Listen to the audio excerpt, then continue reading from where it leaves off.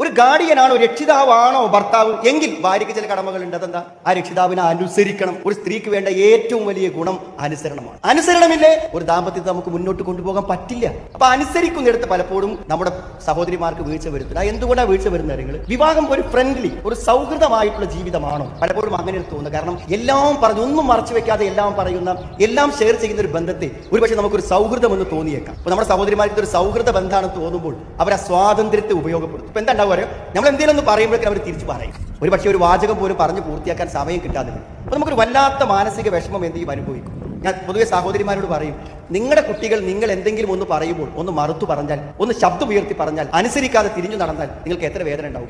അത് നിങ്ങളെ ബഹുമാനിക്കേണ്ട ആൾ ബഹുമാനിക്കാതിരുന്നാൽ ഉണ്ടാകുന്ന വിഷമാണ്. അതേപോലെ തന്നെ നമ്മുടെ ഭാര്യമാർ നമ്മുടെ ആ ഒരു ഭർത്താവ് എന്നുള്ള നിലക്കുള്ള, രക്ഷിതാവ് എന്ന നിലക്കുള്ള ആ രക്ഷകർത്തൃത്വത്തെ അംഗീകരിക്കാതെ വരുമ്പോൾ തീർച്ചയായും നമ്മുടെ മനസ്സ് വേദനിച്ചു പോകും. അത് മനസ്സിലാക്കാൻ ഒരു സ്ത്രീക്ക് പറ്റിയാൽ ശരിയായി സംരക്ഷിക്കുന്ന ഒരു ഭർത്താവിന് കീഴിൽ അനുസരണമുള്ള ഒരു ഭാര്യ ഉണ്ടാകും.